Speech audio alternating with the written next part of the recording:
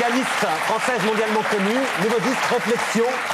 Et puis pour un livre que Guy, on va en parler tout à l'heure, a particulièrement adoré, Leçons particulières, chez Robert Laffont. C'est votre deuxième roman, entre la roman et l'autobiographie, dans lequel vous racontez un voyage de 3 semaines en Europe où vous faites part de vos nombreux doutes.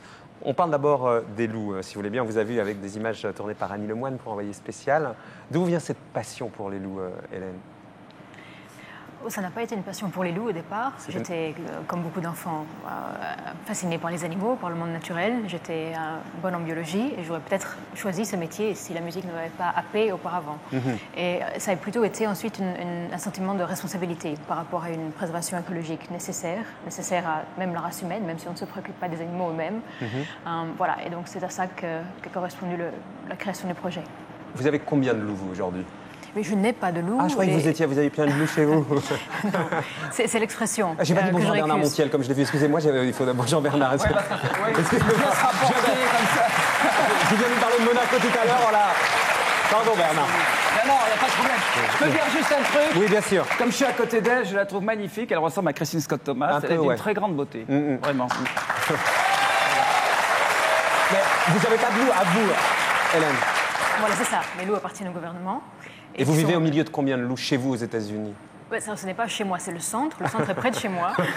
Dans le centre, il y a combien? Voilà. Mais non, c'est l'expression que je récuse parce que ça donne un sentiment d'appartenance. Alors, les loups n'appartiennent à personne. En fait, mais le centre, il a été monté grâce à vous, on peut dire ça? Oui, j'ai fondé le projet. Vous avez fondé le projet et aujourd'hui, donc, dans le projet... Il y a 4 loups canadiens qui font partie du programme éducatif, qui sont destinés à rester avec nous jusqu'à la fin de leur vie.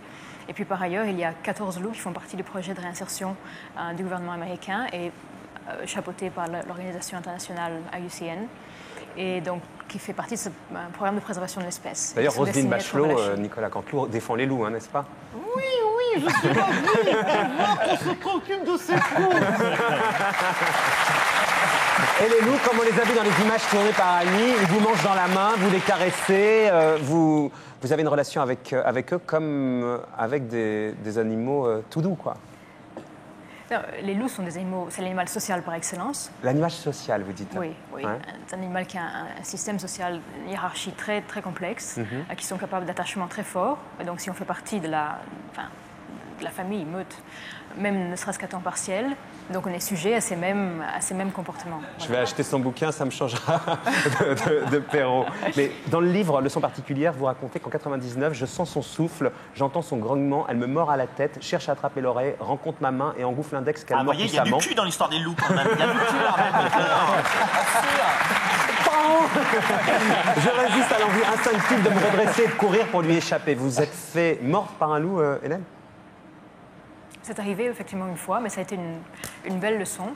C'est-à-dire? Je prenais ma relation au monde sauvage pour due, et donc sans en apprécier chaque moment et sans connaître le revers de la médaille éventuelle. Mais encore une fois, il faut replacer les choses dans leur contexte, c'est-à-dire que le loup ne représente pas de danger pour l'homme à l'état naturel, il ne reconnaît pas l'homme comme... Mais aujourd'hui, vous avez proie. peur depuis ce moment-là ou pas du tout? Non, au contraire, ça n'a fait que transcender le respect. Le respect que je pouvais avoir déjà pour l'espèce et qui s'est magnifié, et ce qui fait que le rapport n'en a que plus de valeur finalement. En tout cas, les loups, vous avez apparemment confiance en eux. Vous n'avez pas eu confiance toujours en vous. J'ai lu ça dans votre parcours, c'est frappant. Quand on lit votre premier livre, c'est le piano qui vous a sorti de, on peut dire quoi, folie, c'est trop fort? Oui, vous savez, le propre de l'enfance, c'est l'exagération. Alors là, une petite déception devient un drame, et un petit bobo devient une blessure. Donc, je raconte ça dans ma version sauvage, mais par le filtre de ce regard d'enfance. En tout cas, vous aviez une obsession maladive de l'ordre de la symétrie. Absolument, votre malaise était si fort que vous vous automutiliez. Je lis un passage du livre. Vers 6 ans, quand je me blessais à une main ou à une jambe, je m'infligeais aussitôt la même blessure à l'autre main ou à l'autre jambe, en symétrie. Plus tard, je me suis mise à sortir tous les vêtements de mes placards pour les replier inlassablement avec une règle. Il fallait que je retrouve le même nombre de millimètres de part et d'autre du col. Vous savez d'où était venu ce malaise, Hélène? Qu'est-ce qu'il a... Bernard, je ne t'ai pas fait venir pour emmerder tout le monde, non, je te le dis tout de suite. Tu dis le problème qu'elle a eu quand elle était plus jeune, alors du coup j'ai tordu le livre pour voir si elle allait le remettre à sa place, c'est tout. Pour Mais voir, elle a la dépassé symétrie. tout ça. Mais c'est pas sûr, on va voir. On est chez Fogiel ici, t'en prends plein la tête. Maintenant, c'est un défi, je ne peux plus le toucher. Il vient rarement à la télé, donc quand il vient à la télé, il on ouvre. était dans un moment rare. Important, c'est oui. vrai. Je suis désolé. Bah oui. Non, mais On vous absolument. excuse. T'es pas chez les Monaco. Vous saviez d'où venait ce malaise, Hélène? Non, je crois que c'était plus un besoin d'exploration, finalement. Et Exploration du corps, de vous-même. et de mon propre corps, et de l'âme. Et je crois aussi il y avait certainement ce don artistique. Je crois que chaque artiste est perfectionniste. Alors le perfectionnisme, c'est aussi l'obsession. Il faut sans arrêt revisiter les décisions qu'on a pu prendre et les remettre dans un éclairage différent chaque fois. Toujours creuser, aller plus loin. Mais comment vous a fait redire les dépasser ce TOC, hein, c'était un trouble obsessionnel compulsif? Mais justement par la musique. l'art, par la musique. Mais Oui, on a absolument. essayé autre chose, vos parents ont essayé autre chose avant de vous trouver la voie Pour artistique? essayer de canaliser sur plus d'énergie, oui, mes parents m'ont... Vous avez fait quoi? Des tennis, de la danse classique, voilà, des choses comme ça. Et c'est la musique qui vous a permis... Qui a captivé mon imagination, mon attention. Et là, vous réfutez le terme d'être très en avance, d'être un enfant prodige, mais vous l'étiez. J'avais des facilités et Clairement. j'ai eu surtout beaucoup de chance. C'est marrant parce que là, vous venez de dire que vous aviez une facilité. Vous disiez aussi que vous étiez finalement pas plus doué qu'une autre au départ. Oui, pianistiquement, c'est vrai. Je me situe dans la moyenne. Après, c'est ce qu'on... elle joue très bien. Mais c'est ce qu'on a à dire musicalement après qui compte. Alors, mais Le dessin, quand Louis devrait prêter son rasoir à Montiel. Allez-y.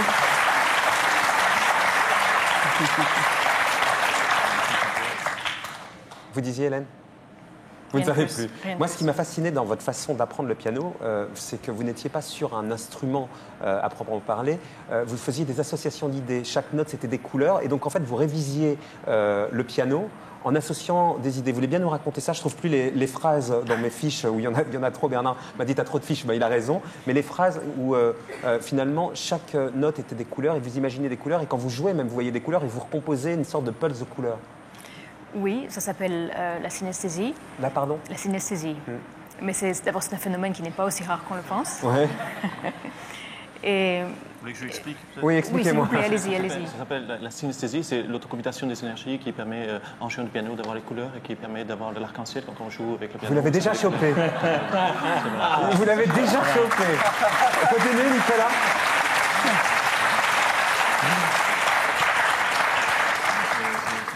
Une composition des couleurs avec les loups, que l'on fait toutes les couleurs, l'autocomputation, etc. Tout ça, Il est tout ça, incroyable. C'est un livre, mais tout ça c'est à vendre quand même. Et vous dites, Hélène, c'est que vous me racontez ça? La musique, c'est pour moi l'art le plus universel qui soit, et il appelle des correspondances. C'est-à-dire? Je crois que je suis loin d'être Vous dites, voilà, d'être la seule je qui travaillais qui par en la fait pensée, par l'expérience. association d'images, par projection Oui. mentale, vision d'architecture, de couleurs. Vous faisiez des gammes virtuelles d'une certaine manière. Oui, on peut le dire comme ça, effectivement. Avec des hallucinations, vous dites même. Vous savez, quand on est en prise directe avec une émotion que l'art peut faire surgir, ce souffle d'ailleurs dont Nathalie parlait, ça évoque toutes sortes d'autres choses et finalement ça altère votre perception. Voilà, donc dans cette perception éventuellement distordue, vous pouvez faire l'expérience d'autre chose, quelque chose de physique, d'auditif. Voilà, ça se situe sur Est-ce que vous avez l'impression d'être... moi, j'adore votre côté un peu barré, mais d'être normal, Hélène. Vous savez, la normalité, c'est très... Ouais, elle est relative. très Regardez, relative et certains trouvent subjective, Bernard oui. Montiel normal, c'est dire. Mais vous, est-ce que vous considérez quand même un peu à part, un peu... Non. Non. Mais alors, vous devez Mais être ça- entouré ça- d'anormaux avec nous autour de vous. Mais on recherche ça de toute façon. En tant qu'artiste aussi, on a besoin de ça. On a besoin d'un regard d'un regard autre sur les choses. Et quand on regarde le monde tel qu'il pourrait être, c'est peut-être la meilleure garantie qu'il le devienne un jour. Alors le monde, vous l'avez rencontré largement. Dans Leçon particulière, vous racontez ce qui vous est vraiment arrivé, puis il y a une part romanesque évidemment. Vous avez eu besoin de partir, faire une sorte de voyage initiatique, comme le racontait Guy, tout laisser tomber d'une certaine manière, et aller, vous dites, j'avais envie de mordre la chair crue d'un poisson, de déployer mon ouïe dans la symphonie du monde, de regarder pour voir vraiment et m'éblouir de lumière, de plonger mes mains dans la terre chaude et la gueule humide des loups, retourner au monde qui roule et qui mugit. Vous avez besoin de tout arrêter. C'est l'inverse de Roberto Alagna. Vous ne voulez pas être booké jusqu'en 2012, lui le ténor. Vous avez eu besoin de reprendre en main votre vie, quoi, grosso modo. Voilà, d'une recherche de centre, d'équilibre.